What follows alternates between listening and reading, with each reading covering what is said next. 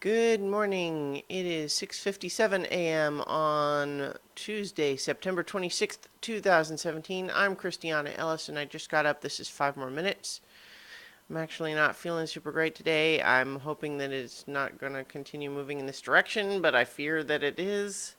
Just kind of got chest congestion and a little bit of stomach ache. It's not good. It's not good.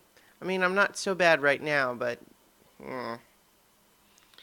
if it gets much worse, I'm not going to be a happy camper. Um, I think that today I'll talk a little bit about the whole kneeling before the anthem thing. Obviously, to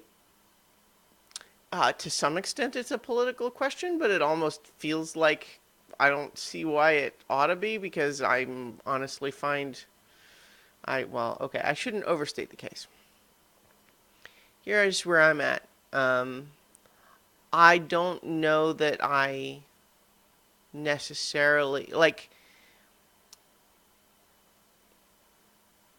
First of all, my hesitation is just in terms of thinking of wording. I don't want to make it seem like I'm really ambivalent on the issue. Here's the thing. I think that the original idea of protesting things like police brutality and everything, I mean, that seems like an entirely valid cause. And a big part of the problem there is that you get a lot of people who refuse to even acknowledge that there's a problem. And so doing a big, noticeable thing is how you call attention to that, right? So there you go. And also, on the grand scheme of things, just kneeling during the anthem seems to me, first of all, it's kind of a reverential pose. Just because it's not the standard one, it makes it stand out, but it's not like he's holding up a finger to the American flag or something. So that seems like a relatively inoffensive way to protest. And the amount of anger from some circles makes me just think, if this is too much for you, what that just means is anything that you is significant enough for you to notice is going to be too much for you. So yeah. Now that said, I mean, there's a lot of complexities around this, right? So like the idea that, first of all, I don't think that kneeling during the anthem is like an offensive thing. I do not think it is disrespectful to the flag. That's not what it's about in the first place. And the whole idea is to just say, I'm not just going to go along and do the same thing everybody else expects me to do when there is this problem that I see. And so that strikes me as being like a nice, valid protest to do. And the fact that a lot of people are getting really angry about it, like,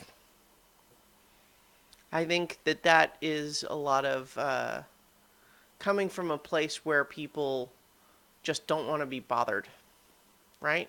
They don't want to have to hear about problems. And so anything that raises the issue that there might be a problem makes them angry. They just don't want to hear it. But there's, again, some additional complexities. Like, for example, the idea of a professional football player on the field in uniform during a broadcast. That is like someone at their job, right?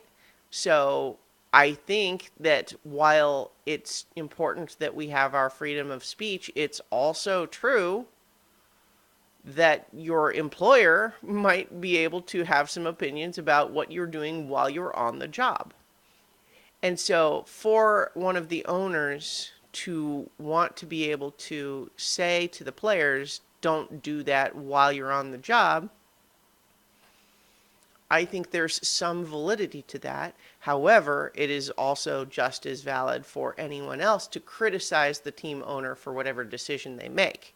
It's like, it's one thing to say, yes, it is your decision to make as team owner, and I think you made the wrong one, and here's why.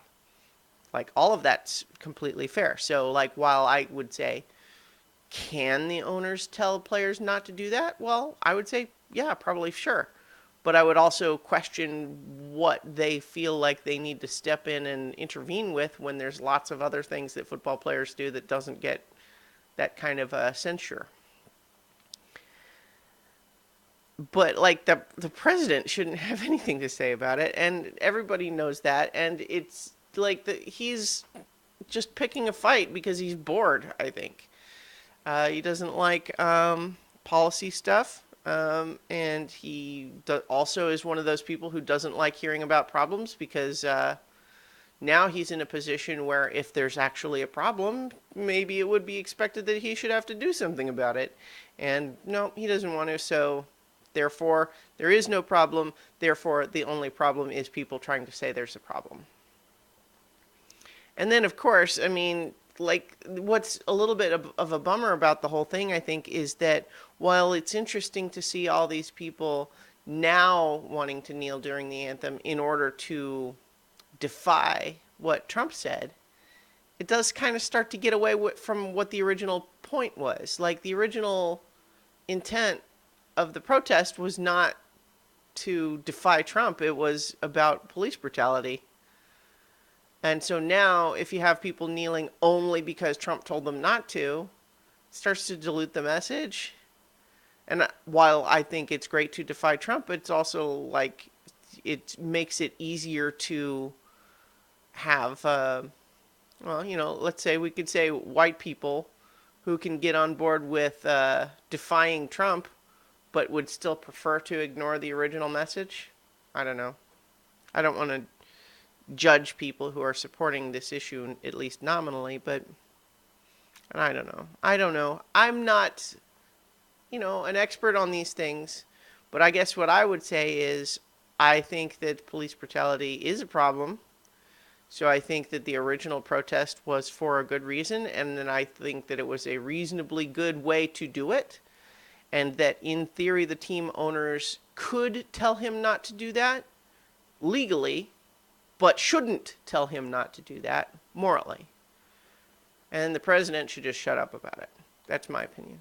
So, I'll talk to you guys tomorrow for 5 more minutes.